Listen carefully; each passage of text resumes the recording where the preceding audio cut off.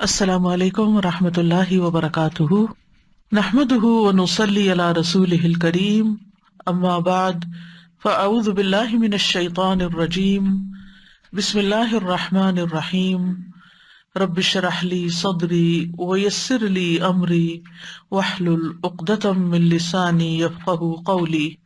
وَإِذَا سَأَلَكَ عِبَادِي عَنِّي فَإِنِّي قَرِيبٌ أُجِيبُ دَعْوَةَ الدَّاعِ إِذَا دَعَانِ فَلْيَسْتَجِيبُوا لِي وَلْيُؤْمِنُوا بِي لَعَلَّهُمْ يَرْشُدُونَ۔ اور جب میرے بندے آپ سے میرے بارے میں سوال کریں تو کہہ دیجئے، بے شک میں قریب ہوں، میں پکارنے والے کی پکار کا جواب دیتا ہوں۔ جب وہ مجھے پکارے تو ان کو چاہیے کہ وہ میرا حکم مانیں اور مجھ پر ایمان رکھیں تاکہ وہ ہدایت پائیں۔ فَاسْتَغْفِرُوهُ ثُمَّ تُوبُوا إِلَيْهِ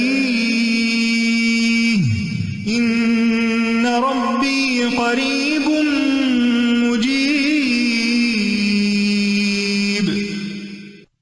لا الہ الا اللہ وحدہ لا شریک لہ، اللہ اکبر کبیرا والحمد للہ کثیرا وسبحان اللہ رب العالمین، لا حول ولا قوة الا باللہ العزیز الحکیم۔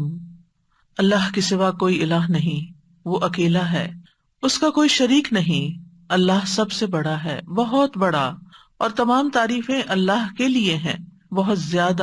بہت زیادہ پاک ہے اللہ جو تمام جہانوں کا رب ہے، نہیں کوئی ہمت اور قوت سوائے اللہ کے جو بہت زبردست اور حکمت والا ہے۔ اللہم صلی علی محمد وعلی آل محمد کما صلیت علی ابراہیم وعلی آل ابراہیم انک حمید مجید۔ اللہم بارک علی محمد وعلی آل محمد کما بارکت علی ابراہیم وعلی آل ابراہیم انک حمید مجید۔ پروگرام قریب مجیب کے سلسلے میں آج ہم انشاءاللہ نماز کی دعاؤں کے بارے میں بات کریں گے۔ نماز کی اصل حقیقت ذکر ہے، اللہ کی یاد ہے۔ اللہ تعالیٰ فرماتے ہیں وَأَقِمِ الصَّلَاةَ لِذِكْرِي، نماز میری یاد کے لیے قائم کرو، یعنی بندہ اپنے روز مرہ کے کام کاج میں پلٹ کر اللہ تعالیٰ کی طرف رجوع کرے اور ایک فارمل انداز میں اللہ کو یاد رکھے، اللہ کی عظمت کو، اس کی حکمتوں کو، اس کے خالق ہونے کو، اس کے مالک ہونے کو، اور ان کیفیات کو پیدا کرنے کے لیے نماز رکھی گئی ہے۔ ہم جانتے ہیں کہ کائنات کی ہر چیز اللہ کی تسبیح کر رہی ہے، فرشتے بھی اللہ سبحانہ وتعالیٰ کی تسبیح و تحمید کرتے رہتے ہیں۔ وَنَحْنُ نُسَبِّحُ بِحَمْدِكَ وَنُقَدِّسُ لَكَ، تو ہمیں بھی اللہ سبحانہ وتعالیٰ کی تسبیح اور اس کی بڑائی اور اس کی عظمت کا اظہار اور ذکر کرتے رہنا چاہیے۔ انسان اگر سارا وقت بھی اللہ کے ذکر میں مشغول رہے تو اللہ تعالیٰ کا حق ادا نہیں کر سکتا، اور اگر انسان ساری زندگی بھی سجدے میں پڑا رہے تو انسان اللہ کا حق ادا نہیں کر سکتا۔ لیکن اللہ سبحانہ وتعالیٰ نے ان بندوں کی فضیلت بیان کی ہے جن کے اندر عبودیت کی کیفیت ہوتی ہے، وہ اللہ سبحانہ وتعالیٰ کے آگے جھکتے ہیں، وہ اللہ تعالیٰ کی پکار پر لبیک کہتے ہیں، وہ کامیابی کے راستے پر چل پڑتے ہیں۔ قرآن مجید میں اللہ تعالیٰ فرماتے ہیں لكن الراسخون في العلم منهم والمؤمنون يؤمنون بما أنزل إليك وما أنزل من قبلك والمقيمين الصلاة والمؤتون الزكاة والمؤمنون بالله واليوم الآخر أولئك سنؤتيهم أجرا عظيما۔ لیکن ان میں سے جو لوگ علم میں راسخ ہیں اور جو مومن ہیں وہ اس پر ایمان لاتے ہیں جو آپ کی طرف نازل کیا گیا اور جو آپ سے پہلے نازل کیا گیا، اور جو نماز قائم کرنے والے ہیں اور زکوٰۃ ادا کرنے والے ہیں اور اللہ اور یوم آخرت پر ایمان رکھنے والے ہیں، یہی وہ لوگ ہیں جنہیں ہم ضرور اجر عظیم عطا کریں گے۔ تو نماز قائم کرنا ان اعمال میں سے ہے جن پر اللہ تعالیٰ نے اجر عظیم کا وعدہ کیا ہے، یعنی یہ کوئی معمولی عبادت نہیں بلکہ عبادت کی بہت بہترین شکل ہے، افضل ترین شکل ہے۔ عمومی طور پر اس آیت میں اللہ سبحانہ تعالیٰ نے علم، ایمان اور عمل صالح کرنے والوں کی فضیلت بیان کی ہے، یعنی وہ لوگ جو علم میں پختگی اختیار کرتے ہیں، کیونکہ علم کی کوئی حد نہیں۔ رب زدنی علما، انسان ہر روز اپنے علم میں اضافہ کرتا چلا جائے اور اپنے علم میں اضافے کے لیے وحی الہی کی طرف متوجہ ہو، کیونکہ اصل اور یقینی اور فائدہ مند، نفع مند علم وہ علم ہے جو اللہ سبحانہ تعالیٰ نے ہمارے لیے وحی کے ذریعے نازل کیا ہے اپنے پیغمبر محمد صلی اللہ علیہ وسلم پر۔ لہٰذا علم میں رسوخ اس وقت تک حاصل نہیں ہوتا جب تک انسان وحی الہی کا متلاشی نہیں ہوتا اور اس سے دلیل اور رہنمائی حاصل نہیں کرتا۔ تو وہ لوگ جو آپ پر نازل کیا گیا اس پر ایمان لاتے ہیں، اور جو آپ سے پہلے نازل کیا گیا اس پر بھی ایمان لاتے ہیں، اور نماز کو اپنے وقت پر ادا کرتے ہیں، مقیمین الصلاۃ، اور اپنے مالوں کی زکوٰۃ دیتے ہیں، اور آخرت کے دن پر ایمان رکھتے ہیں۔ ایسے لوگوں کے لیے اجر عظیم ہے، یعنی جنت کا وعدہ ہے، جہاں وہ اپنے رب کی رحمتوں میں ہمیشہ ہمیشہ کے لیے رہیں گے، اپنے رب کا دیدار کریں گے اور ہر طرح کی لذتوں اور لطف سے فائدہ اٹھائیں گے۔ تو یاد رکھیے، علم، ایمان اور عمل صالح کا آپس میں گہرا تعلق ہے۔ جب تک انسان مضبوط علم حاصل نہ کرے اس وقت تک صحیح طور پر عمل نہیں کر سکتا، اور اگر عمل صحیح نہیں تو اس کا مطلب ہے کہ ایمان میں کمزوری ہے، کمی ہے۔ ایمان ہمارے پاس زندگی میں جتنی بھی چیزیں ہیں ان میں سب سے قیمتی چیز ہے، یہ ہماری وارڈروب سے زیادہ قیمتی ہے، ہماری جیولری سے زیادہ قیمتی ہے، ہمارے گھر سے زیادہ قیمتی ہے، اور ہماری گاڑی سے زیادہ قیمتی ہے۔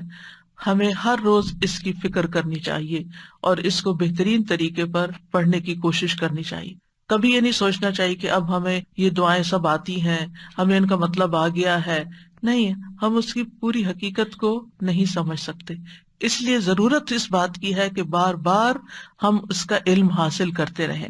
نماز کو بھی ایمان کہا گیا ہے، وما کان اللہ لیضیع ایمانکم، کیونکہ نماز میں انسان کی نیت، قول اور عمل سب کچھ ہوتا ہے، اور ایمان کی بھی یہی تعریف ہے، اس میں بھی نیت، قول اور عمل تینوں چیزیں ہوتی ہیں۔ تو اس لیے ہمیں نماز کی طرف پوری طرح توجہ کرنی چاہیے اور اس کے لیے اپنے علم کو مضبوط کرنا چاہیے۔ راسخون، راسخ کی جمع ہے، راسخ کا مطلب ہوتا ہے کسی چیز میں مضبوطی سے گڑ جانا، اس علم کا پختہ ہو جانا۔ اگر میں آپ سے پوچھوں کہ التحیات للہ کا کیا مطلب ہے تو آپ تھوڑا سا غور کریں کہ بھولے ہوئے ہیں کیا مطلب ہے، یہ کیوں بولتے ہیں ہم، لیکن ہم ہر روز التحیات للہ دن میں کئی دفعہ پڑھتے ہیں، لیکن ہم اس میں راسخ ابھی تک بھی نہیں ہے۔ اس لیے اس علم کا حاصل کرنا ضروری ہے کہ ہم جو کہیں نماز کے ایک ایک لفظ کو اچھی طرح سمجھ کے کہیں۔ راسخ وہ ہوتا ہے جو ایسا مضبوط درخت ہوتا ہے جس کو کوئی آندھی، کوئی ہوا، کوئی چیز ہلا نہیں سکتی، یعنی ہمارا اس طرح علم ہو نماز کے بارے میں کہ اس پر کسی قسم کے شکوک و شبہات کچھ بھی اثر نہ کریں، اور پھر یہ کہ اللہ کے لیے عاجزی کرتے ہوئے، انتہائی جھکے ہوئے، کیونکہ جس کے اوپر علم کے پھل لگنے لگتے ہیں وہ انسان عاجز ہونا شروع ہو جاتا ہے، اور نماز کے اندر بھی عاجزی ہوتی ہے۔ اور راسخ فی العلم وہ ہوتا ہے جس کے اندر تقویٰ ہوتا ہے، عاجزی اور انکساری ہوتی ہے، دنیا کے بارے میں بے رغبتی ہوتی ہے، اور وہ اپنے نفس کے ساتھ مسلسل مجاہدہ کرتا رہتا ہے، کیونکہ جو نئی نئی چیزیں سیکھتا ہے انسان وہ اس کو اپنے اندر لانے کی کوشش کرتا ہے، اور اس کے لیے انسان کو محنت کرنی پڑتی ہے، جد و جہد کرنی پڑتی ہے، ایک کانشیس لائف گزارنی پڑتی ہے۔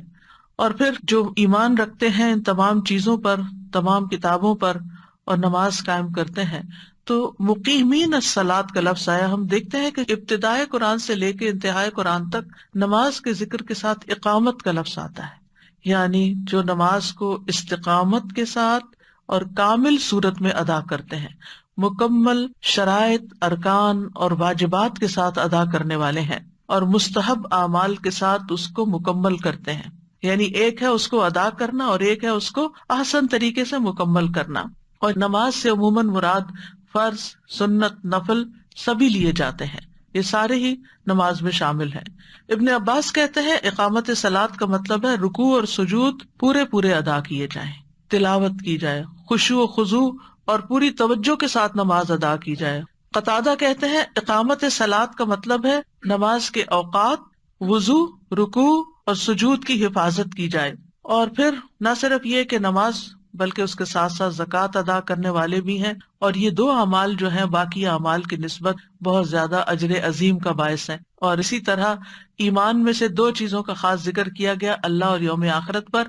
تو جس طرح اعمال میں نماز اور زکوٰۃ ہے، اسی طرح ایمانیات میں اللہ اور آخرت پر ایمان جو ہے وہ بہت زیادہ اہمیت کا حامل ہے۔ تو ایسے لوگوں کے لیے اللہ سبحانہ تعالیٰ نے اجر عظیم کا وعدہ کیا ہے۔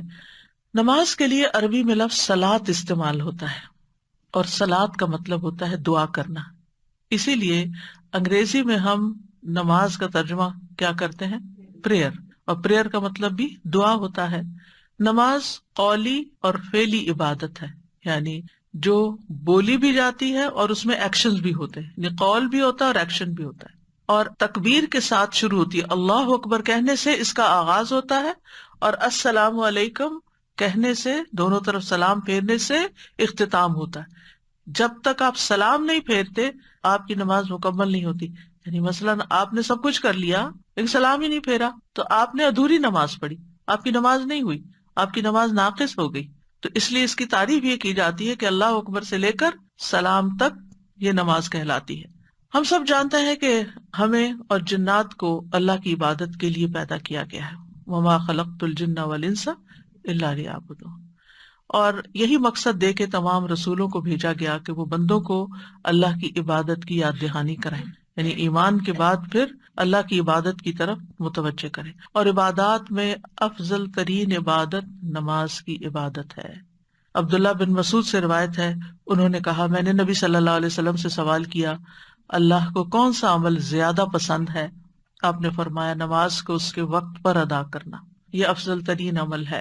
اور اسی طرح عبادات میں پہلا حکم بھی یہی ہے۔ جہاں کہیں عبادات کا ذکر آئے گا آپ دیکھیں گے پہلے اقیموا الصلاۃ وآتوا الزکوٰۃ، اور پھر وارکعوا مع الراکعین، باقی چیزیں اس کے بعد آئیں گی۔ تمام انبیاء کی طرف نماز وحی کی گئی تھی۔ سورۃ الانبیاء میں آتا ہے وَجَعَلْنَاهُمْ أَئِمَّةً يَهْدُونَ بِأَمْرِنَا وَأَوْحَيْنَا إِلَيْهِمْ فِعْلَ الْخَيْرَاتِ وَإِقَامَ الصَّلَاةِ وَإِيتَاءَ الزَّكَاةِ وَكَانُوا لَنَا عَابِدِينَ، ہم نے انہیں ایسے پیشوا بنایا جو ہمارے حکم کے ساتھ رہنمائی کرتے تھے، اور ہم نے ان کی طرف نیکیاں کرنے اور نماز قائم کرنے اور زکوٰۃ ادا کرنے کی وحی بھیجی، اور وہ صرف ہماری عبادت کرنے والے تھے۔ تو اس سے یہ پتہ چلتا ہے کہ تمام انبیاء کو نماز ادا کرنے کی اور زکوٰۃ ادا کرنے کی وحی کی گئی ہے کہ یہ کرنا ضروری ہے۔ اس سے یہ بھی پتہ چلتا ہے کہ نماز صرف ہماری امت کے لیے نہیں ہے بلکہ تمام امتوں کے لیے رہی ہے۔ موسیٰ علیہ السلام کو اللہ سبحانہ تعالیٰ سے ملاقات کے وقت جو حکم دیا گیا تھا وہ کیا تھا؟ اللہ تعالیٰ نے جب کلام کیا تھا موسیٰ علیہ السلام سے تو فرمایا تھا اننی انا اللہ لا الہ الا انا فاعبدنی واقم الصلاۃ لذکری، بے شک میں ہی ہوں اللہ، میرے سوا کوئی معبود نہیں، سو میری عبادت کرو اور میری یاد کے لیے نماز قائم کرو، میری یاد کے لیے نماز قائم کرو۔ ابراہیم علیہ السلام نے اپنی اور اپنی اولاد کی نماز کی فکر کی، رب اجعلنی مقیم الصلاۃ ومن ذریتی ربنا وتقبل دعا، اے میرے رب مجھے اور میری اولاد کو نماز قائم کرنے والا بنا، یعنی ہمیں توفیق دے، اے ہمارے رب ہماری دعا قبول کر لے۔ اور ہر نیک ماں باپ کی یہی دعا ہوتی ہے کہ وہ خود بھی اور ان کی اولادیں بھی نماز کی پابندی کریں، نماز قائم کریں۔ ابراہیم علیہ السلام نے تو اس بے آب و گیا وادی میں اپنی اولاد کو چھوڑا ہی اس لیے تھا تاکہ وہ نماز قائم کریں۔ ربنا انی اسکنت من ذریتی بواد غیر ذی زرع عند بیتک المحرم لیقیموا الصلاۃ، تیرے محترم گھر کے پاس میں نے کیوں اپنے اولاد کو لا بسایا ہے کہ وہ نماز قائم کریں، یعنی ان کے لیے اہتمام کیا ہے۔ اسی طرح ہمیں بھی گھر خریدتے ہوئے یا کہیں رہتے ہوئے اس بات کی ضرور فکر کرنی چاہیے کہ مسجد قریب ترین ہو تاکہ نمازوں کی ادائیگی اقامت کے ساتھ یعنی پراپر طریقے سے ہو سکے۔ عیسیٰ علیہ السلام کے بارے میں آتا ہے کہ انہوں نے پنگھوڑے میں نماز کا ذکر کیا تھا، وَأَوْصَانِي بِالصَّلَاةِ، ابھی وہ بچے ہیں، بیبی ہیں، پنگھوڑے میں ہیں، اور وہ بتا رہے ہیں کہ وَأَوْصَانِي بِالصَّلَاةِ کہ اللہ نے مجھے نماز کی تاکید کی ہے۔ تو اس سے آپ اندازہ لگائیں کہ اس کی کتنی اہمیت ہے۔ حضرت مریم علیہ السلام کو اللہ تعالیٰ نے کیا حکم دیا؟ یا مریم اقنتی لربکی واسجدی وارکعی مع الراکعین، اے مریم اپنے رب کی فرما بردار بن جا اور سجدہ کر اور رکوع کرنے والوں کے ساتھ رکوع کر، یعنی با جماعت نماز ادا کر۔ لقمان حکیم کی نصیحت اپنے بیٹے کے لیے کیا تھی؟ یا بنی اقم الصلاۃ، پہلی بات ہی نماز کی، اے میرے چھوٹے بیٹے نماز قائم کرنا۔ اسی طرح اللہ تعالیٰ اپنے سارے بندوں کو حکم دیتے ہیں، قل لعبادی الذین آمنوا یقیموا الصلاۃ، آپ میرے بندوں سے کہہ دیجئے کہ وہ نماز قائم کریں۔ اس کے بعد وینفقوا مما رزقناہم سرا وعلانیہ، کہ وہ رزق میں سے خرچ کریں جو ہم نے ان کو عطا کیا ہے، چھپے اور کھلے۔ سچے ایمان والوں کی علامت یہ ہے، الذین یقیمون الصلاۃ ومما رزقناہم ینفقون اولئک ھم المؤمنون حقا، جو نماز اور صدقات کا اہتمام کرتے ہیں یہی سچے مومن ہیں۔ لہم درجات عند ربہم، ان کے درجے ہیں رب کے ہاں، لیولز ہیں، یعنی جس کا جتنا اخلاص کے ساتھ نماز اور صدقات کا اہتمام ہوگا اس کے درجے اتنے ہی بلند ہوں گے۔ نماز اسلام کا دوسرا رکن بھی ہے، اسلام کا ستون بھی ہے۔ اللہ تعالیٰ نے بندوں پر 5 نمازیں فرض کی ہیں۔ اللہ سبحانہ تعالیٰ روزانہ 2 بار فرشتوں سے بندوں کی نماز کی خبر لیتا ہے، یعنی جب صبح کے فرشتے عصر کے فرشتے صبح کے وقت جاتے ہیں تو اللہ تعالیٰ ان سے پوچھتا ہے کہ تم نے بندوں کو کس حال میں پایا، اور وہ کہتے ہیں کہ ہم نے اس حال میں چھوڑا کہ وہ نماز پڑھ رہے تھے، اور اس حال میں ان کے پاس پہنچے کہ وہ نماز پڑھ رہے تھے۔ نماز ایسا فریضہ ہے جو کسی حال میں بھی ساکت نہیں ہوتا، یعنی کھڑے ہو کر نہیں پڑھ سکتے تو بیٹھ کے پڑھیں، بیٹھ کے نہیں پڑھ سکتے تو لیٹ کے پڑھیں، اشاروں سے پڑھیں، وضو نہیں کر سکتے تو تیمم کریں، یعنی کچھ بھی کریں لیکن نماز ضرور ادا کرنا۔ اور ویسے بھی نماز اسلام اور کفر اور شرک میں فرق کرنے والی ہے۔ ہم سب کو نمازوں کی حفاظت کا حکم دیا گیا ہے، اور ہمیں صرف خود اپنی نمازوں کی فکر نہیں کرنی بلکہ گھر والوں کو نماز پڑھنے پر جمانا ہے۔ وَأْمُرْ أَهْلَكَ بِالصَّلَاةِ وَاصْطَبِرْ عَلَيْهَا لَا نَسْأَلُكَ رِزْقًا، اور اپنے گھر والوں کو نماز کا حکم دیجیے اور اس پر خوب پابند رہیے، ہم تم سے کسی رزق کا مطالبہ نہیں کرتے۔ حدیث میں آتا ہے کہ بچوں کو جب 7 سال کے ہو جائیں تو نماز کا حکم دو، اور 10 سال کے ہو جائیں اور نہ پڑھیں تو ان کو مار بھی سکتے ہو۔ حالت جنگ میں بھی نماز کی حفاظت کا حکم دیا گیا ہے۔ دجال جیسے عظیم فتنے کے وقت نماز کی حفاظت کی فکر کی تلقین کی گئی ہے۔ نبی صلی اللہ علیہ وسلم کی دنیا سے رخصت ہوتے ہوئے آخری الفاظ بھی کیا تھے؟ الصلاۃ الصلاۃ وما ملکت ایمانکم، نماز نماز۔ اور قیامت کے دن پہلا سوال بھی، پہلا حساب بھی نماز کے بارے میں ہوگا۔ اگرچہ یہ ساری باتیں اپنی جگہ، اس سے اس کی اہمیت پتہ چلتی ہے، لیکن فائدہ بھی ہمیں پہنچتا ہے، یعنی نماز پڑھنے سے ہم ہی کو فائدہ پہنچتا ہے۔ قد افلح المؤمنون الذین هم فی صلاتهم خاشعون، یقیناً وہ مومن فلاح پا گئے، پار ہو گئے جو اپنی نمازوں میں خشوع اختیار کرتے ہیں۔ نماز سے رحمت ملتی ہے، رزق ملتا ہے، فقر دور ہوتا ہے، فرشتوں کی دعائیں ملتی ہیں، خوف اور غم سے نجات ملتی ہے، دکھوں اور غموں کا علاج اور مداوع ہے۔ ارشاد باری تعالیٰ ہے، ان الذین آمنوا وعملوا الصالحات واقاموا الصلاة وآتوا الزکاة لهم اجرهم عند ربهم ولا خوف علیہم ولا هم يحزنون، بے شک جو لوگ ایمان لائے اور انہوں نے نیک اعمال کیے اور نماز قائم کی اور زکوٰۃ دی، ان کا اجر ان کے رب کے پاس ہے، ان پر نہ کوئی خوف ہے اور نہ وہ غمگین ہوں گے۔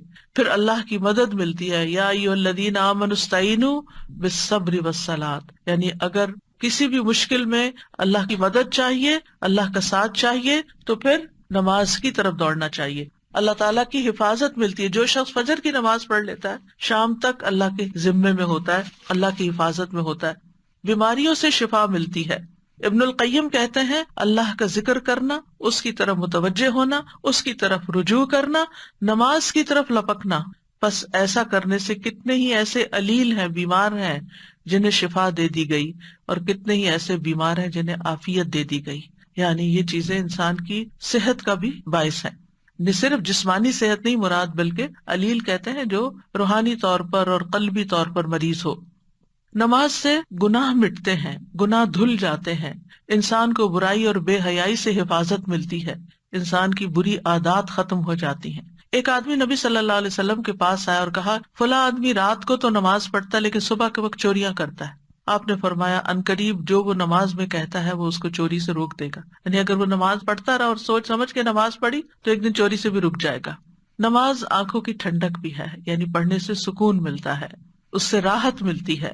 ایک آدمی نے کہا کاش میں نماز پڑھ لیتا تو سکون پاتا، تو دوسرے لوگوں نے حیرانی سے اس کو دیکھا، تو اس نے کہا میں نے رسول اللہ صلی اللہ علیہ وسلم کو فرماتے ہوئے سنا ہے کہ اے بلال نماز کی اقامت کہو، ہمیں اس سے راحت پہنچاؤ۔ یعنی نماز مومن کے لیے آنکھوں کی ٹھنڈک ہے اور دل کا سکون ہے۔ اور ابن قیم بھی کہتے ہیں دنیا میں جس کی آنکھیں اپنی نماز کے ساتھ ٹھنڈی ہوں گی، آخرت میں اسی کی آنکھیں اپنے رب کے قرب سے ٹھنڈی ہوں گی۔ یہ شرط ہے، اگر دنیا میں نماز خوشی کا باعث ہے، آنکھوں کی ٹھنڈک کا باعث ہے، تو پھر قیامت کے دن بھی رب کے دیدار کا باعث ہے، کیونکہ دنیا میں بھی نماز ہماری اللہ سے ملاقات ہوتی ہے، ہم اللہ سے بات کر رہے ہوتے ہیں، اللہ سے دعائیں کر رہے ہوتے ہیں، اللہ کے آگے فریادیں کر رہے ہوتے ہیں، اور کل کو اللہ سے ملاقات بھی اسی کی اچھی ہوگی جس کی نمازیں اچھی ہوں گی۔ قیامت کے دن اس شخص کے اعضاء چمک رہیں گے، وضو والے بازو، چہرہ، پاؤں، ان سے روشنی پھوٹ رہی ہوگی۔ نبی صلی اللہ علیہ وسلم اپنے امتیوں کو اسی سے پہچانیں گے، اور نماز ہی آگ سے بچانے والی ہے، نجات دلانے والی ہے۔ اس کے برعکس جو نماز نہیں پڑھتا تو نماز چھوڑنا کفر اور شرک کے برابر قرار دیا گیا، ایمان سے محرومی اور منافقت کی علامت بتائی گئی۔ امام ابن قیم فرماتے ہیں نماز کی یہ 6 صفات منافقت کی علامت ہے، یعنی جس کی نماز میں یہ 6 باتیں ہیں وہ منافق ہے۔ نمبر 1، نماز کی طرف جاتے وقت سستی کا مظاہرہ کرنا، مارے بندھے اٹھ کے جانا، خوشی سے نہیں جانا۔ نمبر 2، نماز ادا کرتے ہوئے لوگوں کو دکھانا کہ دیکھو میں نماز پڑھ رہا ہوں، دیکھ لو میں نمازی ہوں۔ نمبر 3، اس کی ادائیگی میں تاخیر کرنا، ڈیلے کر کے پڑھنا، آخری وقت میں پڑھنا۔ نمبر 4، اس میں جلدی جلدی ٹھونگے مارنا، اللہ کو کم ہی یاد کرنا، بس تیزی سے سر سے اتار پھینکنا، اس میں اللہ کا ذکر کم کرنا۔ اور چھٹی بات ہے با جماعت نماز پڑھنے سے پیچھے رہنا، گھر میں ہی پڑھ لینا۔ اب دیکھیے کہ آج کل الحمدللہ تراویح کے لیے مسجدیں بھری ہوئی ہیں، لوگوں نے کمیونٹی سینٹرز ہائر کر کے وہاں تراویح کا اہتمام کیا جا رہا ہے، لیکن سب کو یہ معلوم ہونا چاہیے کہ یہ تراویح ایک نفل نماز ہے، جبکہ فرض نماز زیادہ حقدار ہے کہ اسے مسجد میں پڑھا جائے۔ اگر ہم تراویح کے لیے آ سکتے ہیں تو کیا عشاء کی نماز کے لیے مسجدوں میں حاضر نہیں ہو سکتے؟ سارا دن اگر ہمارا کام بھی ہے تو ہم عشاء تو مسجد میں پڑھیں، جماعت سے پڑھیں۔ یعنی اگر دن میں کئی موقع نہیں بھی ملتا، کوئی ایسی مجبوری ہے، کیونکہ جو عشاء کی نماز اور فجر کی نماز میں جماعت سے پیچھے رہتا ہے اس کے بھی نفاق کی علامت بتائی گئی ہے۔ پھر جان بوجھ کر نماز چھوڑنے والے سے اللہ کی ذمہ داری ختم ہو جاتی ہے۔ نبی صلی اللہ علیہ وسلم نے فرمایا جس کی ایک نماز اس سے فوت ہو گئی گویا اس کا مال اور اولاد فنا ہو گئی، سب کچھ لٹ گیا اس کا، ایک نماز چھوڑنا۔ نبی صلی اللہ علیہ وسلم نے فرمایا جس شخص نے عصر کی نماز چھوڑ دی اس کے اعمال باطل ہو گئے، جو کیا کرایا وہ بھی ضائع ہو گیا۔ مطلب کیا ہے کہ بغیر کسی عذر کے لیٹ کرتا رہا، سستی کی، یا ایسا سویا کہ پھر یعنی اس نے اپنے سونے کا وقت یہ بنا لیا اور ہر روز عصر قضائی کر رہا ہے، تو یہ بہت بڑے خسارے کی بات ہے۔ بے نمازی کے لیے موت کی سختیاں بھی ہوں گی۔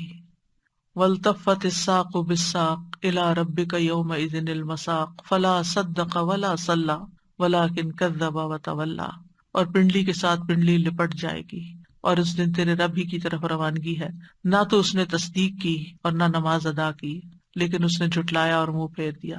قیامت کے دن بھی بے نمازی قارون، فرعون، حامان اور ابی ابن خلف کے ساتھ ہوں گے۔ تو نماز کی اہمیت جان لینے کے بعد، اس کے فائدے جان لینے کے بعد، اور نہ پڑھنے کے نقصان جان لینے کے بعد، اب یہ ہے کہ جو نماز پڑھی جائے اس کو بھی صحیح طور پر ادا کیا جائے۔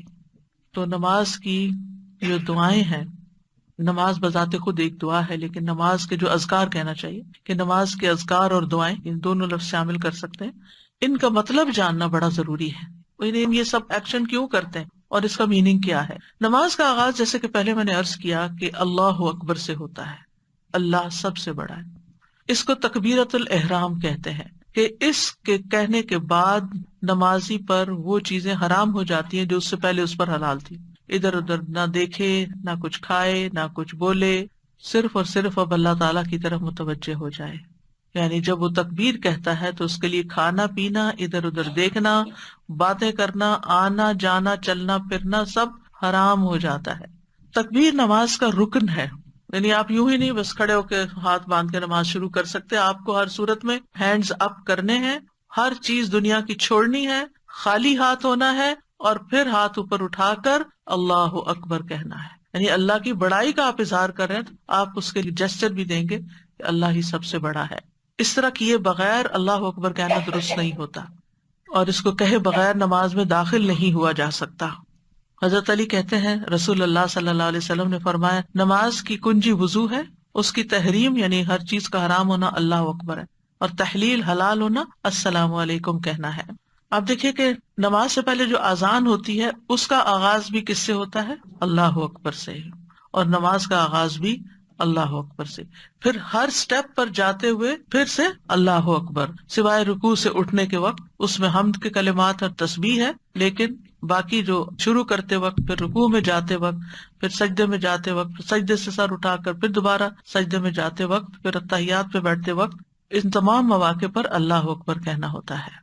ابن حجر اس کے بارے میں کہتے ہیں کہ یہ ذکر ہے جو ہر گھبرا دینے والے موقع پر کہا جاتا ہے اور ہر خوشی کے پیدا ہونے کے موقع پر کہا جاتا ہے، تاکہ اللہ کا شکر ادا کیا جائے، اللہ کو ہر اس چیز سے پاک قرار دیا جائے جو اللہ کے دشمن اس کی طرف منسوب کرتے ہیں، یعنی وہ جو شرک کرتے ہیں اس کے ساتھ اور جو اس کی صفات میں تحریف کرتے ہیں، اللہ سبحانہ تعالیٰ ان سب چیزوں سے بہت ابو ہے، اس کو کوئی چیز، کسی کی بدزبانی، گالی، کچھ بھی اس کو کوئی نقصان نہیں دیتی، وہ ان سب چیزوں سے بالا و افضل ہے، سب سے بڑا ہے۔ سلف صالحین جو تھے وہ نماز میں تکبیر تحریمہ میں شامل ہونے کا بہت اہتمام کرتے تھے، یعنی جماعت میں یہ نہیں کہ چلو آخری رکعت میں بھی شامل ہو تو جماعت کا ثواب ملے، اس بات کے نہیں حریص ہوتے، وہ اس بات کے ہوتے تھے کہ ہماری تکبیر تحریمہ جو ہے وہ مس نہ ہو، ہم امام کے ساتھ اللہ اکبر کہیں کہ نماز کا کچھ حصہ بھی اس میں سے کم نہ ہو۔ جیسے ایک ہوتا ہے نا گلاس آپ پورا بھرتے اور ایک یہ تھا کہ آدھا ایمٹی ہے یا کوارٹر ایمٹی ہے، تو نماز بھی اسی طرح اگر آپ پوری جماعت سے پڑھتے ہیں تو وہ اور طرح ہے، اور جتنا کم کرتے چلے جاتے ہیں اس کی اجر و ثواب کا لیول اتنا ہی کم ہو جاتا ہے۔ اور یہ بھی کہا جاتا ہے کہ اللہ اس کام میں برکت نہ ڈالے جو بندے کو نماز سے غافل کر دے، یعنی ادھر نماز ہو رہی ہے اور آپ ادھر کوئی اور کام کیے جا رہے ہیں تو اس کام میں بھی برکت نہیں ہوتی۔ اور جہاں تک نماز میں تکبیر کہنے کی اہمیت ہے یا حکمت ہے تو امام عز ابن عبد السلام کہتے ہیں جب نماز کا مقصد ذکر ہے تو جس ہستی کا ذکر کیا جا رہا ہے اس کی قدر و منزلت جاننا بھی ضروری ہے کہ وہ ہے کون جس کا ذکر کر رہے ہیں، اور اس کو پیش نظر رکھنا ضروری ہے کہ انسان اس ہستی کے ساتھ ادب کو لازم کر لے۔ پس نماز کو تکبیر کے ساتھ شروع کیا جاتا ہے جو اللہ تعالیٰ کی بڑائی اور کبریائی کو بیان کرتی ہے، تاکہ بندہ جان لے کہ کس کے لیے کھڑا ہو رہا ہے، کس کے لیے جھک رہا ہے اور کس کے لیے بیٹھ رہا ہے، اللہ کے لیے جو سب سے بڑا ہے، اور تاکہ وہ ایسی فرما برداری اور عاجزی کرے جیسی کرنی چاہیے، اور اس عاجزی کے ساتھ اللہ کی بڑائی بیان کرے، یعنی اپنے آپ کو چھوٹا کرے اور اللہ کو سب سے بڑا بیان کرے۔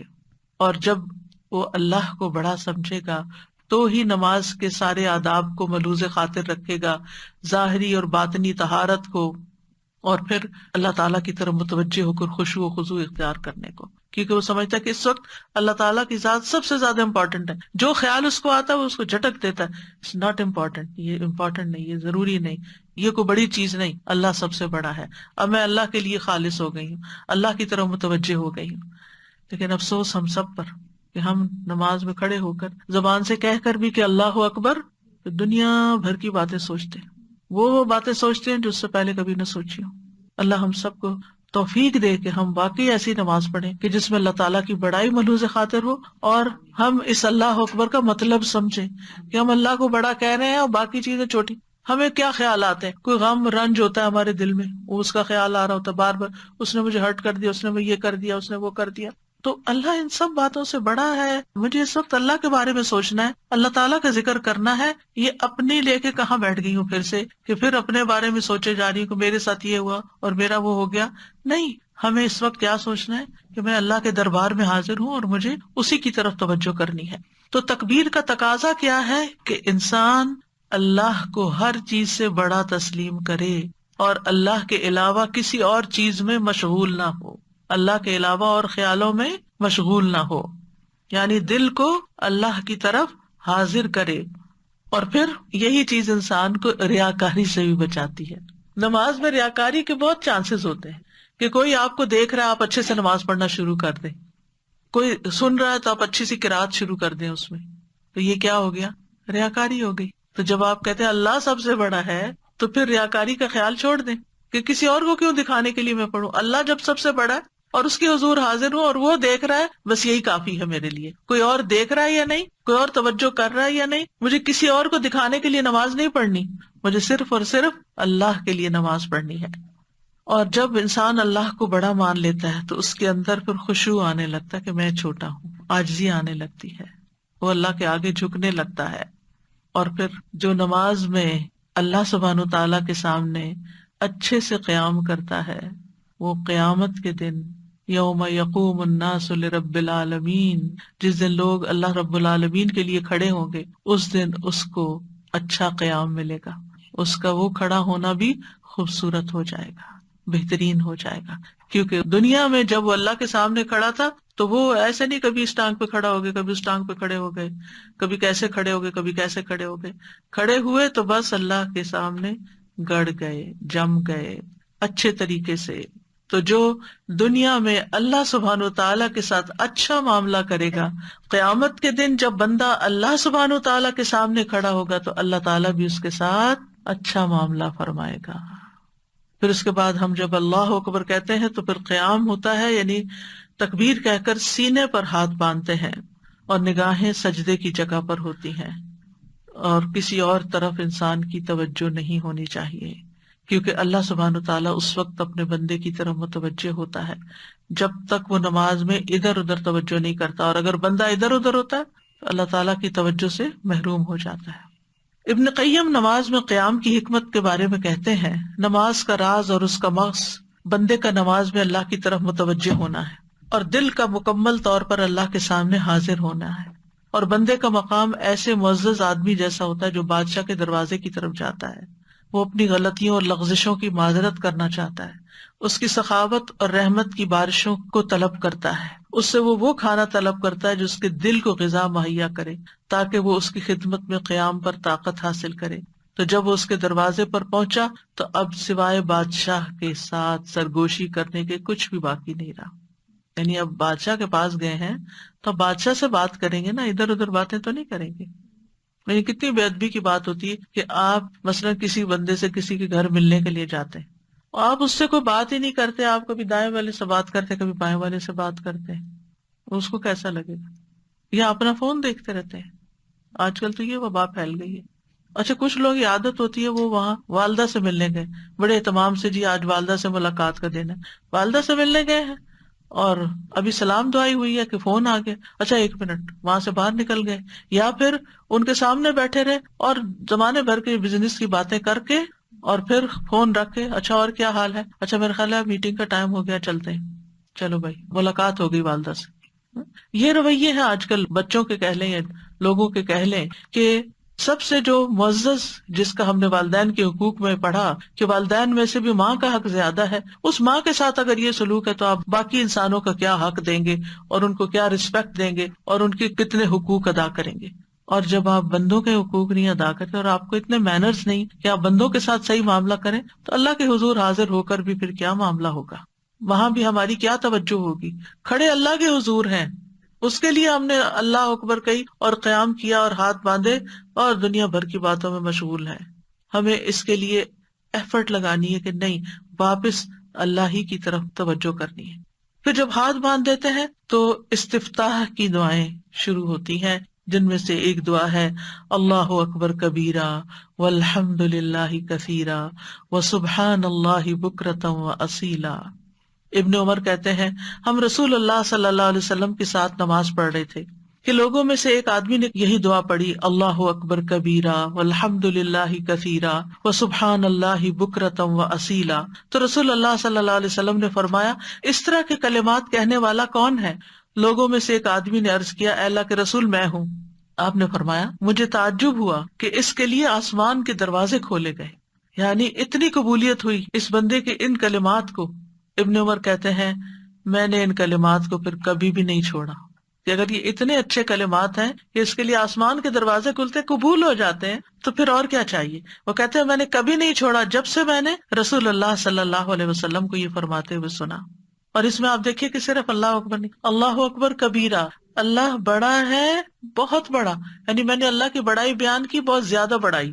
اور یہ اللہ کے اس فرمان کی تعمیل ہے جس میں اللہ تعالیٰ فرماتے ہیں وَكَبِّرْهُ تَكْبِيرًا، کہ اس کی بڑائی بیان کرو، خوب بڑائی بیان کرنا. تو وہ کیسے بیان کریں گے؟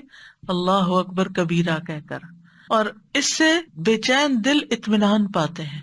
یعنی جب آپ اللہ تعالیٰ کی تعریف میں اضافہ کرتے ہیں تو آپ کے اپنے دل کو ایک قرار آتا ہے اور اس کی عظمت کے ساتھ ایک اطمینان نصیب ہوتا ہے. جب دل حیران پریشان ہوتا ہے، لاسٹ ہوتا ہے، تو ایسے کلمات سکون کا باعث ہوتے ہیں. اور اللہ کی بڑائی بیان کرنے سے مشکلات بھی حل ہوتی ہیں، مصیبتیں زائل ہو جاتی ہیں، پریشانیاں اٹھا دی جاتی ہیں، غموں کے بادل چھٹ جاتے ہیں، بیماروں کو شفا مل جاتی ہے، کیونکہ انسان اس بات کا اظہار کرتا ہے اللہ سب سے بڑا ہے. مجھے کسی کی نظر، کسی کا حسد، کسی کا میرے بارے میں برا چاہنا، میرے خلاف سازشیں کرنا کوئی نقصان نہیں دے گا، کیونکہ اللہ ان سب سے بڑا ہے. اللہ تعالیٰ ان کو کنٹرول کر سکتا ہے، اللہ تعالیٰ ان کی شر سے مجھے بچا سکتا ہے، اللہ سب سے بڑا ہے. تو اللہ تعالیٰ کی بڑائی بیان کرنے سے ایمان پختہ ہوتا ہے. یعنی یہ دعا تو ہے ہی دعائے استفتاح، لیکن اس کے پڑھنے کا فائدہ کیا ہے؟ ایمان پختہ ہوتا ہے، بھلائیوں کے دروازے کھل جاتے ہیں، اللہ تعالیٰ پر ایمان اور زیادہ راسخ اور یقین پختہ ہو جاتا ہے، اللہ تعالیٰ کے ساتھ تعلق بڑھ جاتا ہے. کیونکہ آپ نے صرف اللہ اکبر نہیں کہا، اللہ اکبر کبیرہ کہا، اور پھر آسمانوں کے دروازے بھی کھل جاتے ہیں. اور والحمد للہ کثیرا، تو حمدن کثیرا ہے اصل میں. وسبحان اللہ بکرتم و اصیلا، اور اس میں سبحان اللہ نہیں خالی کہا گیا، بکرتن و اصیلا، صبح اور شام کا ذکر. کیوں؟ ان دو وقتوں کو اس لیے خاص کیا گیا کہ دن اور رات کے فرشتے ان میں اکٹھے ہوتے ہیں ہماری نماز میں، فجر میں اور عصر کے وقت. اصیل کہتے ہیں عصر کا وقت، اور بکرا کہتے ہیں صبح کا وقت. تو ان دو اوقات میں فرشتے جمع ہوتے ہیں اور ان کے ساتھ ہم بھی مل کر اللہ تعالیٰ کی تسبیح کرتے ہیں، کیونکہ تسبیح فرشتوں کا خاص ذکر ہے. پھر اس کے بعد دعا ہے اللہم باعد بینی و بین خطایای کما باعدت بین المشرق والمغرب، اللہم نقنی من الخطایا کما ینقی الثوب الابیض من الدنس، اللہم اغسل خطایای بالماء والثلج والبرد. یا اللہ مجھ سے میرے گناہ اتنے دور کر دے جتنا تو نے مشرق اور مغرب کے درمیان فاصلہ رکھا ہے. اے اللہ مجھے گناہوں سے اس طرح پاک صاف کر دے جیسے سفید کپڑا میل کچیل سے پاک صاف کیا جاتا ہے. اے اللہ میرے گناہ پانی سے، برف سے اور اولوں سے دھو دے. نبی صلی اللہ علیہ وسلم تکبیر اور سورۃ فاتحہ کے درمیان یہ دعا پڑھا کرتے تھے. ابو ہریرہ کہتے ہیں، علم کے حریص تھے نا، وہ کہتے ہیں کہ رسول اللہ صلی اللہ علیہ وسلم تکبیر اور قرات کے درمیان کچھ سکوت فرماتے، یہ نہیں کہ کچھ بھی نہیں بولتے تھے، یعنی ہمیں سنائی نہیں دیتا تھا. میں نے عرض کیا یا رسول اللہ میرے ماں باپ آپ پہ قربان ہو، آپ تکبیر اور قرات کے بیچ میں کیا پڑھتے ہیں؟ انہوں نے یہ نہیں کہا آپ چپ کیوں رہتے ہیں. سوال کا انداز دیکھیے، کیونکہ ان کو پتا تھا کہ نماز جب شروع ہو جاتی ہے تو گنگے بن کے نہیں کھڑے ہوتے، بیچ میں کچھ نہ کچھ پڑھنا ہی ہوتا ہے. آپ نے فرمایا میں کہتا ہوں اللہم باعد بینی و بین خطایا آخر تک. تو اس میں آپ دیکھیے کہ نماز میں عبادت اللہ کی ہو رہی ہے، اور پھر اللہ اکبر کہہ کے اللہ کی بڑائی بیان کر کے ہم سب سے پہلے اللہ ہی سے پھر دعا شروع کر دیتے ہیں، دعا سے ہی آغاز کر رہے ہیں. تو نماز ہے ہی دعا. تو اس میں کیا مانگتے ہیں ہم اللہ سے؟ اللہم باعد بینی و بین خطایای، یعنی میرے گناہوں کو مجھ سے دور کر دے، یعنی جو ہو چکے ہیں اب ان کے جو برے اثرات ہیں وہ مجھ پہ نہ پڑے. یا اللہ میرے گناہوں کا جو ڈھیر ہے، گندگی کا جو ڈھیر، مجھے اس سے دور کر دے، وہ مجھ سے لے جا، صاف کر دے، اس کو ختم کر دے. ہر دو نمازوں کے بیچ میں ہم گناہ کر کے پھر آ جاتے ہیں، پھر گناہوں کا ٹوکرا لے کے پہنچ جاتے ہیں، پھر اللہ سے دعا کرتے ہیں اللہم باعد بینی و بین خطایا. کیوں؟ اس لیے کہ بندہ مومن کو یہ پتا ہوتا ہے کہ یہ گناہ نقصان دہ ہیں، یہ ٹاکسنز ہیں، یہ زہر ہیں، یہ آگ ہیں. گناہ کیا ہے؟ آگ کا بنڈل، اگر میرے ساتھ لگے تو جلا دیں گے. تو اللہ ان کو دور کر دے، میں ان کو ساتھ نہیں رکھنا چاہتا، کیے تو میں نہیں ہے لیکن تو ان کو مجھ سے ہٹا دے. اب یہ ساری چیزیں کیا ہیں؟ یعنی دور کر دے جگہ کے اعتبار سے، یعنی میری ذات سے بھی اور وقت کے اعتبار سے بھی. اور یہ ایک مجازی طور پر بات کی گئی ہے، ورنہ فزیکلی گناہ ہمیں اس وقت نظر نہیں آ رہے ہوتے کہ ہمیں پاس نظر آ رہے تو ہم کہتے ہیں ذرا ان کو پرے ہٹا دیں. یہ نہیں، یعنی جہاں بھی اللہ کو زیادہ پتا نا ہمارے گناہ کہاں لکھے گئے ہیں اور وہ کس طرح ہمارے اوپر اب اثر انداز بھی ہو رہے ہیں. ایک غلط بات ہم کہتے ہیں نا، وہ اس کا اثر واپس ہم پر ہی آ رہا ہوتا ہے. کتنی دفعہ ایسا ہوتا ہے نا کہ منہ سے کوئی غلط بات نکل جاتی ہے انسان ہونے کے ناطے، پھر بعد میں سارا وقت اسی کی ریگریٹ ہوتی رہی، یہ میں نے کیوں کہا، یہ کیا کیا میں نے، کیوں بول دیا. اب وہ باہر پر اندر تکلیف پنچ ہو رہی ہے. تو اب پھر کیا ہوتا ہے، اللہم باعد بینی و بین خطایا، یا اللہ یہ جو دل کے اندر سخیمت قلبی ہے اسے باہر نکال دے، اس کو مجھ سے دور کر دے، معاف کر دے، دھو دے. اور پھر مشرق اور مغرب کی دوری اتنا دور کر دے ان کو. اور بھی تو چیزوں کی دوری ہو سکتی تھی، لیکن مشرق اور مغرب آپس میں کبھی نہیں ملتے، وہ دور ہی رہتے ہیں. تو یا اللہ ایسا دور، یعنی دوری کا سب سے بڑا سمبل ہے، اور اس سے زیادہ فاصلہ انسانی وسعت میں نہیں ہے، انسانی نظر میں نہیں ہے مشرق اور مغرب کا. اور حقیقی مشرق اور مغرب جو بھی ہے، ایک تو ہمارے سورج کے مشرق و مغرب ہے نا، اور ایک اس کے علاوہ بھی، تو اتنا دور کر دے ہمارے گناہوں کو. اور پھر وَنَقِّنِي، اور پاک صاف کر دے، کما يُنَقَّى الثَّوْبُ الْأَبْيَضُ مِنَ الدَّنَسِ، جس طرح سفید کپڑے سے میل کچیل صاف کی جاتی ہے. یعنی گناہوں کو ختم کر کے ان کے اثر کو بھی مٹا دے، کیونکہ گناہوں کے اثرات ہوتے ہیں. گناہ آگ ہے نا، تو آگ جہاں بھی ہوگی اس کا اثر پڑے گا، تو یا اللہ وہ اثر بھی دور ہو جائے. اور سفید کپڑے کا ذکر اس لیے کیا گیا کہ سفید چیز پر میل جلدی ظاہر ہوتی ہے. آپ کلرڈ کپڑے اپنے دھوتے ہیں نا تو پتہ ہی نہیں چلتا، لیکن سفید کپڑا آپ دھوتے ہیں تو آپ کہتے ہیں یہ سفید رہا بھی ہے، آپ کو تسلی نہیں ہوتی، آپ پھر اس کو دوبارہ دھوتے، پھر دوبارہ دھوتے ہیں. پھر اسی طرح اگر کوئی چھوٹا سا بھی داغ ہو تو اس کے اوپر نظر آ رہا ہوتا ہے. تو یا رب جس طرح سفید کپڑا صاف ہوتا ہے نا، بالکل وائٹ، پیور وائٹ، ایسے ہی مجھے بھی اسی طرح صاف ستھرا کر دے. اور علماء کہتے کہ نقی نہیں، یعنی پریزنٹلی جو میرے سے گناہ ہو رہے ہیں. باعد بینی میں ماضی تھا، یہاں پریزنٹ ہے کہ اس وقت جو میرے سے گناہ ہو رہے ہیں یا اللہ مجھے ان کے اثرات سے بھی محفوظ رکھ. اور گناہوں کو دھو ڈالنے کی تیسری مثال پانی، برف اور اولے. برف کا ذکر ہے، برف ٹھنڈک یعنی اولوں کے لیے استعمال ہوتا ہے. تو اس میں آپ دیکھیں کہ ان تینوں چیزوں کو ترتیب سے بیان کیا گیا ہے. سب سے پہلے پانی، اور اگر پانی سے کوئی چیز صاف نہیں ہوئی تو مبالغے کے لیے برف اور اولے. سلج والبرد، سلج برف جو ہوتی ہے نرم و نازک ہوتی ہے، اور اولے جو سخت ہوتے ہیں، یعنی گریجولی ان کے اندر اضافہ کیا گیا. اب علماء نے اس پر بڑا غور و فکر کیا ہے کہ جب کسی چیز کو دھونا ہوتا ہے تو گرم پانی زیادہ فائدہ دیتا ہے، لیکن یہاں پر ٹھنڈک کی بات کیوں کی گئی ہے؟ برف سے کیا دھلے گا اور اولوں سے کیا دھلے گا؟ تو بعض نے یہ کہا کہ چونکہ وہ ان ٹچڈ واٹر ہوتا ہے، بہت ہی پیور اور کلین ہوتا ہے برف کا پانی، تو جس طرح وہ صاف کرتا ہے ایسے کوئی اور چیز صاف نہیں کرتی. اور بعض نے یہ کہا کہ جو گناہ ہوتے ہیں ان کی آگ ہوتی ہے، اور آگ کو ٹھنڈا کرنے کے لیے مبالغے سے کام لیا گیا ہے کہ پانی سے بھی بجھا دے اس آگ کو، اور برف سے بھی بجھا دے، اور پھر اولوں سے بھی. اور پھر یہ کہ 3 دفعہ، جس کپڑے کو 3 دفعہ دھویا جائے گا اور 3 مختلف چیزوں سے دھویا جائے گا، اس کے اندر پھر کون سی میل باقی رہے گی؟ یعنی بالکل مجھے ہر طرح سے پاک صاف کر دے. سبحان اللہ، کتنی خوبصورت دعا ہے، لیکن ہم کیسے پڑھ جاتے ہیں بغیر سوچے سمجھے کیا پڑھ رہے ہیں، کیا کہہ رہے ہیں، کیا مانگ رہے ہیں. اور پھر یہ بھی کہا گیا ہے کہ باعد آئندہ کے لیے ہے کہ اللہ آئندہ مجھے ہر طرح کے گناہوں سے بچا کے رکھنا، گناہوں کو میرے پاس نہیں آنے دینا. ایک اور طریقہ ہے اسی بات کو بیان کرنے کا، اور ایک سے زیادہ طریقے ہو سکتے ہیں بات سمجھنے کے. ٹھیک ہے، تو اللہ جو گناہ ہے نا مجھے اسے دور ہی رکھنا. اللہ باعد بینی و بین خطایا، کہ جن چیزوں کی ٹیمپٹیشن ہو جاتی ہے مجھے، جہاں پھسلن ہو جاتی ہے، جہاں گر پڑتا ہوں، مجھے بچا لینا اس سے. اور نقینی، حال میں مجھے گناہوں سے دور رکھنا، اور پھر ماضی میں بھی جو ہو چکے ہیں ان کو بھی دھو ڈال. پھر ایک اور دعا ہے سبحانک اللہم و بحمدک و تبارک اسمک و تعالی جدک و لا الہ غیرک. اے اللہ تو پاک ہے اور تیرے ہی لیے حمد ہے، تیرا نام بڑا ہی برکت والا ہے، تیری بزرگی بلند و برتر ہے، تیرے علاوہ کوئی الہ نہیں.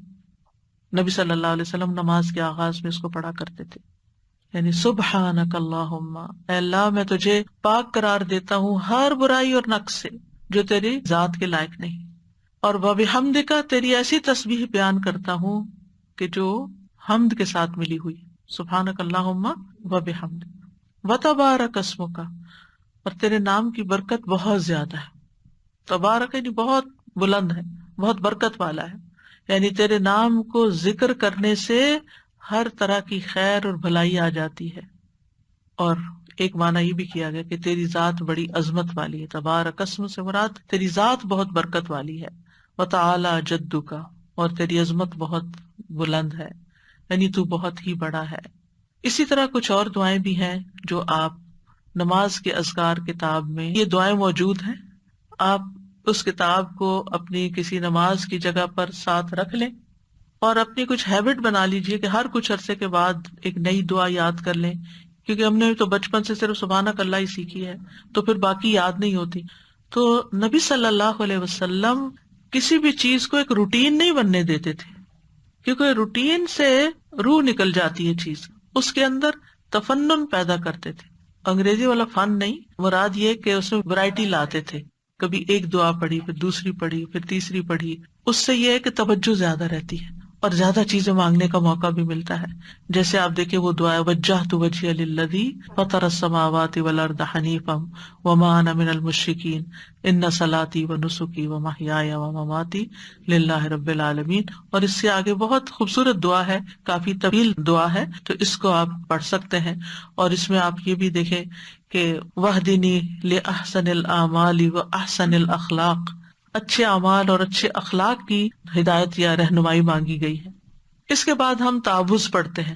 تعوذ میں ہم عام طور پر اعوذ باللہ من الشیطان الرجیم پڑھ دیتے ہیں بس، لیکن نبی صلی اللہ علیہ وسلم نے اعوذ باللہ من الشیطان الرجیم من ہمزہ ونفخہ ونفثہ بھی پڑھا ہے۔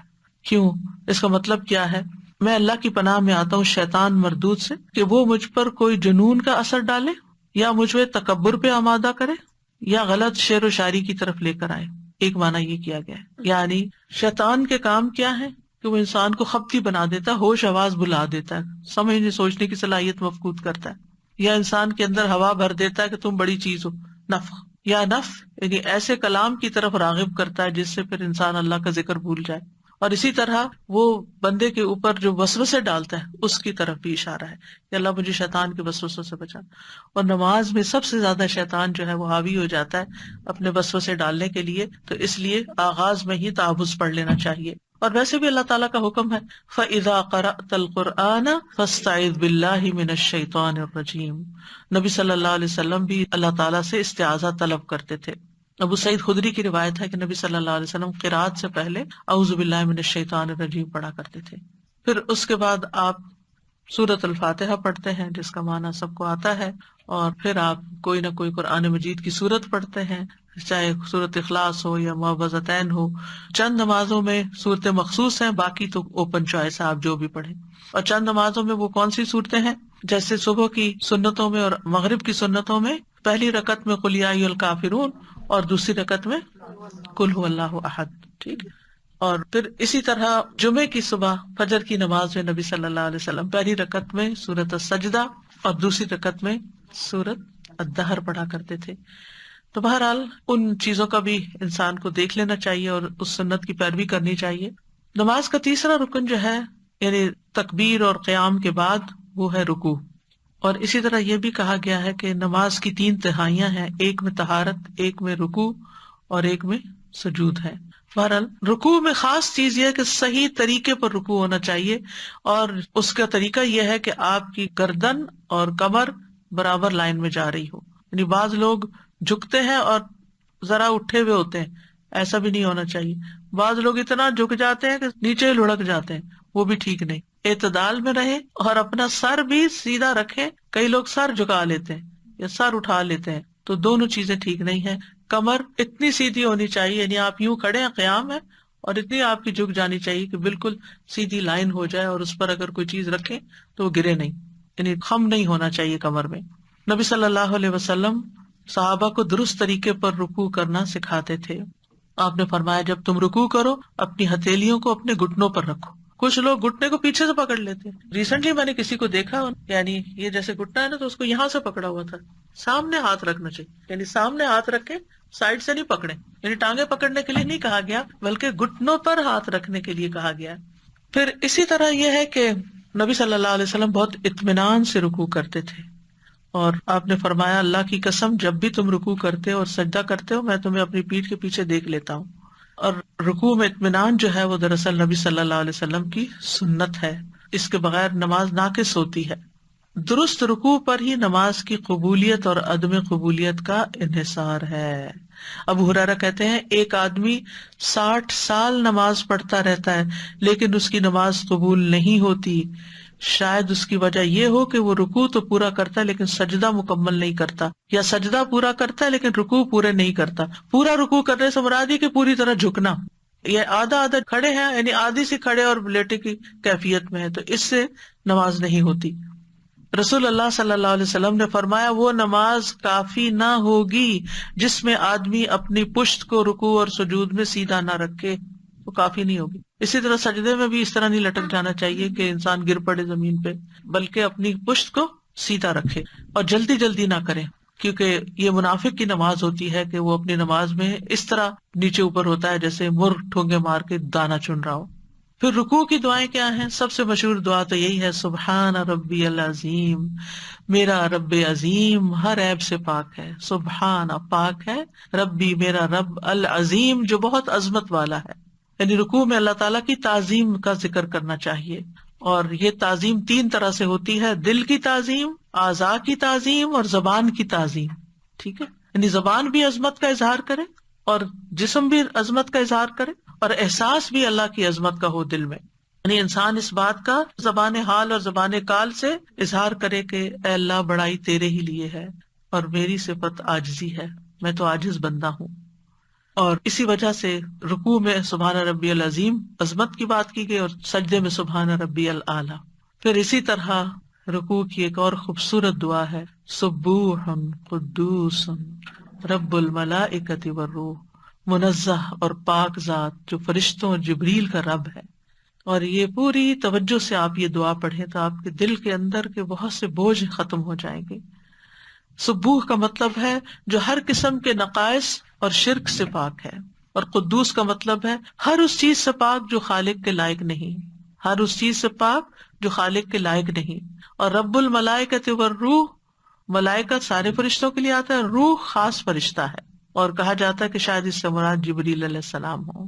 اور ایک قول یہ بھی ہے کہ اس سے مراد ایسی مخلوق ہے جس کو فرشتے نہیں دیکھ سکتے، جیسے تم فرشتوں کو نہیں دیکھ سکتے۔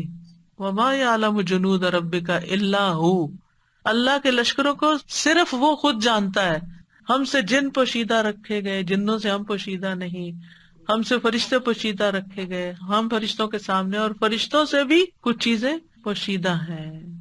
رب الملائکۃ والروح، ملائکہ میں سارے فرشتے آگے، اور روح سے مراد وہ مخلوق جو فرشتے نہیں دیکھ سکتے۔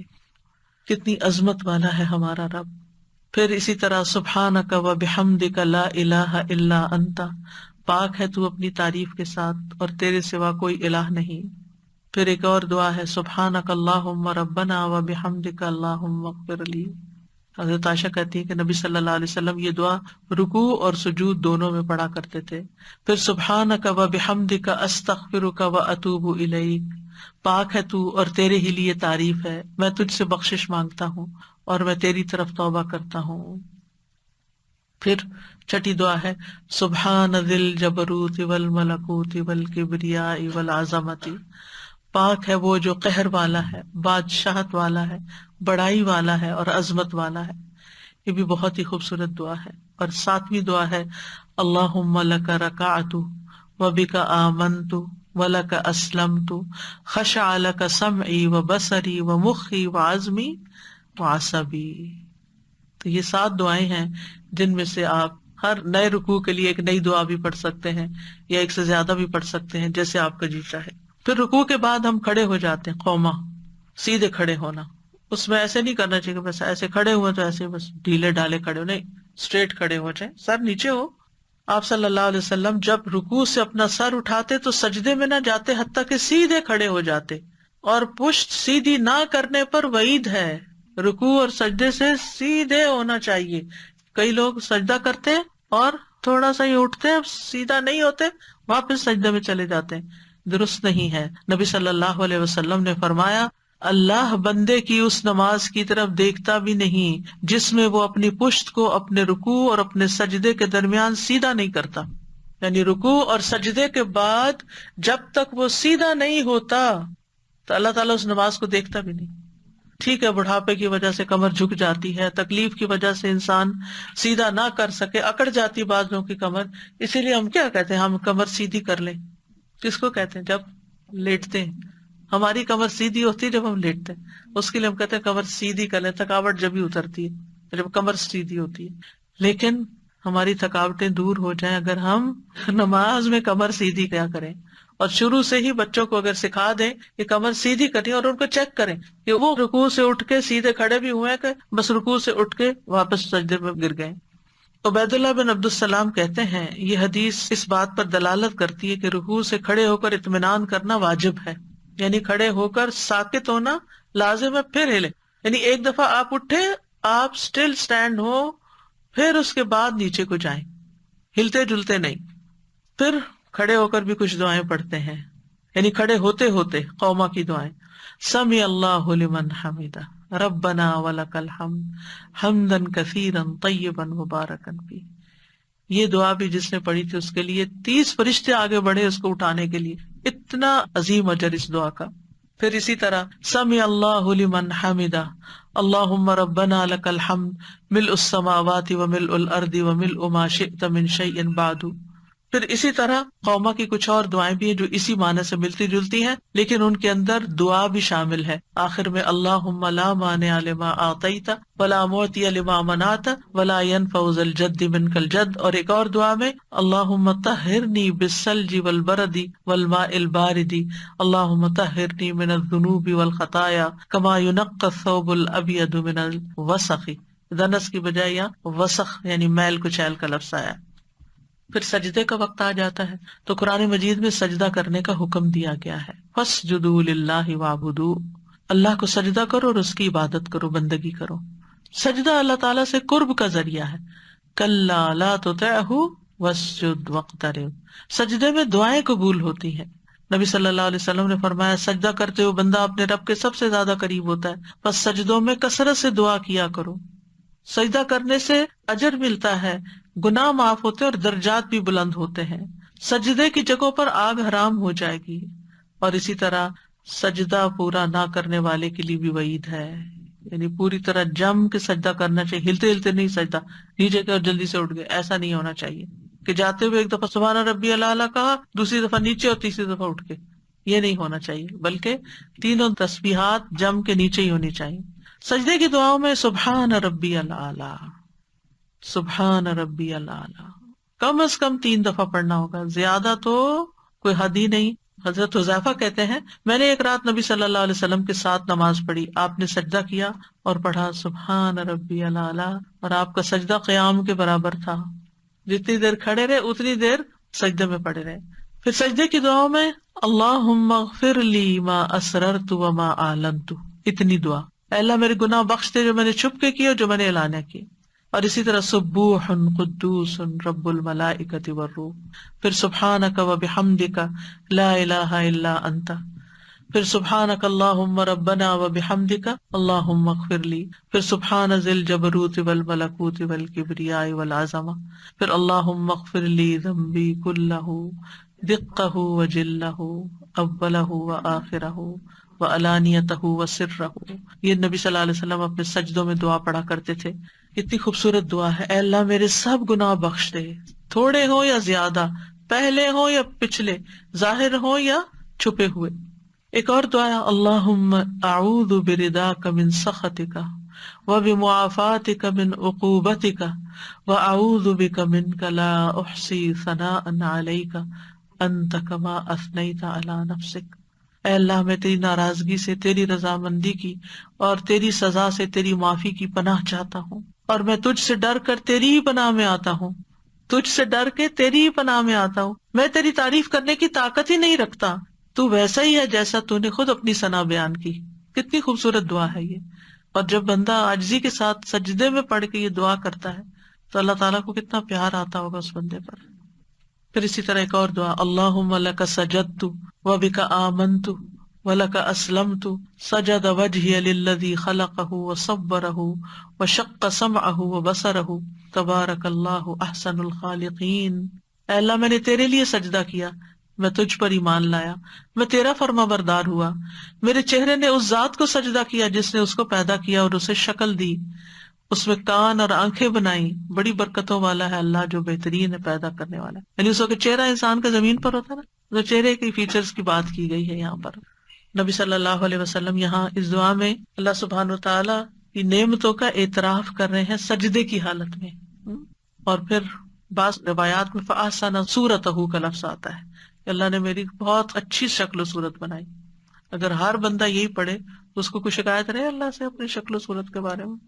اور پھر اسی طرح اللہم اجعل فی قلبی نورا وفی سمعی نورا وفی بصری نورا وعن یمینی نورا وعن شمالی نورا وامامی نورا وخلفی نورا وفوقی نورا وتحتی نورا وجعل لی نورا.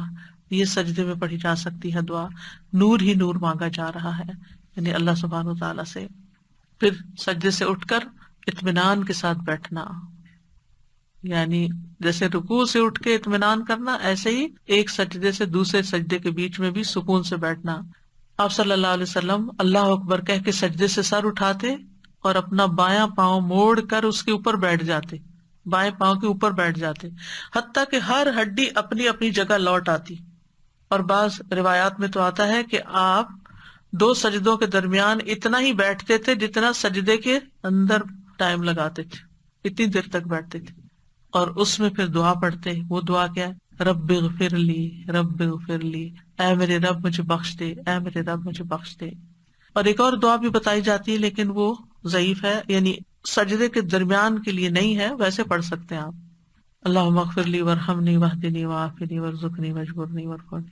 پھر تشہد. تشہد کیا ہے؟ اللہ سبحانہ تعالیٰ کی حمد و ثنا بھی ہے اور نبی صلی اللہ علیہ وسلم پر درود و سلام بھی ہے. ان اللہ وملائکتہ یصلون علی النبی یا ایھا الذین آمنوا صلوا علیہ وسلموا تسلیما. حدیث میں آتا ہے جو شخص آپ پر سلام بھیجے گا اللہ تعالیٰ اس کو سلامتی عطا کرے گا. نبی صلی اللہ علیہ وسلم نے اس پر سجدہ شکر ادا کیا تھا تو رسول اللہ صلی اللہ علیہ وسلم نے فرمایا زمین میں اللہ کے کچھ فرشتے گھومتے پھرتے رہتے ہیں اور میری امت کا سلام مجھے پہنچاتے رہتے ہیں. اور تشہد کے جو کلمات ہیں ان کو آپ اس طرح سکھاتے تھے جیسے قرآن کی کوئی سورت سکھائی جاتی ہے. تو تشہد میں التحیات للہ والصلوات والطیبات السلام علیک ایھا النبی ورحمۃ اللہ وبرکاتہ السلام علینا وعلی عباد اللہ الصالحین اشہد ان لا الہ الا اللہ واشہد ان محمدا عبدہ ورسولہ. التحیات، التحیہ جو حیات سے زندہ کرنا، باقی رکھنا. تو اس کا مطلب کیا کیا گیا کہ تحیات سے مراد یعنی اللہ کی بقا کا اظہار ہے کہ اللہ ہمیشہ باقی ہے، ہمیشہ سے ہمیشہ رہے گا. تحیہ سے مراد بادشاہی بھی ہے اور اس سے مراد کلمہ طیبہ بھی ہے. عرب جب کسی کو تحیہ کی دعا دیتے تو کہتے تم 1000 سال جیو، لیکن جب اللہ تعالیٰ کے لیے ہم التحیات کہتے ہیں تو ہم دعا نہیں دیتے کیونکہ اللہ تعالیٰ کو ہماری دعا نہیں چاہیے. اس کا مطلب یہ ہے التحیات جمع کسی کا کہ وہ ساری دعائیں جو دنیا کے بادشاہوں کو دی جاتی ہیں اور ان کے لیے تعریفی کلمات کہے جاتے ہیں وہ ساری کی ساری اللہ کے لیے ہے، اس سے بھی زیادہ، اور ساری بادشاہت کا حقدار بھی وہی ہے. اور والصلوات جسمانی عبادات، نماز کہا جاتا ہے، اس سے مراد 5 نمازیں ہیں، یعنی مراد تمام قسم کی عبادات ہیں. اور ایک معنی صلاۃ کا رحمت بھی ہے، دعائیں بھی مراد ہے لیکن اللہ کے لیے دعائیں نہیں ہیں. والطیبات، طیبات سے مراد پاکیزہ کلام ہے جس کے ساتھ اللہ تعالیٰ کی حمد و ثنا کرنا مطلوب ہے. اور ایک قول یہ ہے کہ طیبات سے مراد اللہ کا ذکر ہے، صالح اقوال اور اعمال صالح ہیں. تو التحیات سے مراد قولی عبادات لی جاتی ہیں، زبان سے بولی ہوئی عبادتیں. صلوات سے مراد نمازیں اور جسمانی عبادتیں. اور طیبات سے مراد مالی عبادتیں، کیونکہ طیب مال سے ہی اللہ تعالیٰ صدقہ قبول کرتا ہے. ہم کیا کہتے ہیں کہ ساری کی ساری عبادتیں کس کے لیے؟ اللہ رب العزت کے لیے. پھر اس کے بعد نبی صلی اللہ علیہ وسلم پر سلام بھیجتے ہیں، السلام علیک ایھا النبی ورحمۃ اللہ وبرکاتہ. اور پھر کہتے ہیں السلام علینا، اللہ تعالیٰ ہم پر بھی سلامتی بھیج، وعلی عباد اللہ الصالحین، سارے نیک بندوں پر سلامتی. گویا جو نماز میں التحیات پڑھتا ہے وہ سارے مسلمان بندوں کو اپنی دعائے سلامتی میں یاد رکھتا ہے اور وہ آپ کو یاد رکھتے ہیں. یہ ہے ایک بانڈنگ اہل ایمان کی آپس میں کہ سب ایک دوسرے کے لیے دعا کرنا ہے. جو ہم کہتے ہیں نا میرے لیے دعا کرو، تو ہم تو پہلے سے کر رہے ہیں بھائی، لیکن شعور سے کر لیں اس وقت سوچ کے کہ یہ میرے سب مسلمان بہن بھائیوں کے لیے، جن کو میں جانتا ہوں اور جن کو میں نہیں جانتا، جو گزر چکے جو آنے والے، سب کے لیے سلامتی ہو یا رب. تو اس طرح بندوں کا سلام نبی صلی اللہ علیہ وسلم تک بھی پہنچ جاتا ہے. حدیث میں آتا ہے جب ہم نبی صلی اللہ علیہ وسلم کے پیچھے نماز پڑھتے تو کہتے سلام و جبریل اور میکائیل پر، سلام و فلاں فلاں پر. تو آپ ہماری طرف متوجہ ہوئے اور فرمایا اللہ تو خود سلام ہے، اس لیے جب تم میں سے کوئی نماز پڑھے تو یوں کہے التحیات للہ والصلوات والطیبات السلام علیک ایھا النبی ورحمۃ اللہ وبرکاتہ السلام علینا وعلی عباد اللہ الصالحین. کون بچا؟ سب کے لیے سلامتی. تو جو ہر نماز میں سلامتی بھیج رہا ہو وہ سلام پھیر کے کسی کو گالی تھوڑی دے سکتا ہے، کسی کو برا بھلا تو نہیں کہہ سکتا. چونکہ نماز کا ہم حق ادا نہیں کرتے اس لیے پھر یہ تمام چیزیں ہوتی. پھر درود شریف ہے اللہم صلی علی محمد وعلی آل محمد کما صلیت علی ابراہیم وعلی آل ابراہیم انک حمید مجید اللہم بارک علی محمد وعلی آل محمد کما بارکت علی ابراہیم وعلی آل ابراہیم انک حمید مجید. اس کی وضاحت حمد و ثنا کے بعد درود کی جو لیکچر تھا اس میں ہو چکی. پھر درود کے بعد کی دعائیں ہیں اللہم انی ظلمت نفسی ظلما کثیرا ولا یغفر الذنوب الا انت فاغفر لی مغفرۃ من عندک وارحمنی انک انت الغفور الرحیم. انشاءاللہ جہاں ہم بخشش کی دعاؤں کا ذکر کریں گے وہاں ان کی وضاحت ہو جائے گی. دوسری دعا میں بھی بخشش ہے اللہم اغفر لی ما قدمت وما اخرت آخر تک. اور پھر اللہم انی اعوذ بک من عذاب جہنم ومن عذاب القبر ومن فتنة المحیا والممات ومن شر فتنة المسیح الدجال. اور دوسرے ورژن میں اللہم انی اعوذ بک من عذاب القبر واعوذ بک من فتنة المسیح الدجال واعوذ بک من فتنة المحیا وفتنة الممات اللہم انی اعوذ بک من المأثم والمغرم. نماز کے اذکار کتاب کے اندر جو الہدیٰ نے چھاپی ہے اس کے اندر یہ دعائیں آپ کو مل جائیں گی اور ان کی وضاحت بھی انشاءاللہ وقت کے ساتھ ساتھ ہو جائے گی. ان میں سے کوئی ایک دعا پڑھ لیں یا ساری پڑھ لیں انشاءاللہ آپ کی نماز ہو جائے گی. اللہ تعالیٰ ہمیں صحیح معنوں میں نماز کے اندر اپنا ذکر کرنے کی توفیق دے، کیونکہ نماز تو ہے ہی اللہ کی یاد کے لیے. اللہ سبحانہ وتعالیٰ قبول فرمائے. وآخر دعوانا ان الحمد للہ رب العالمین. کل انشاءاللہ نماز کے بعد کی دعائیں کریں گے. سبحانک اللہم وبحمدک اشہد ان لا الہ الا انت استغفرک واتوب الیک. السلام علیکم ورحمۃ اللہ وبرکاتہ.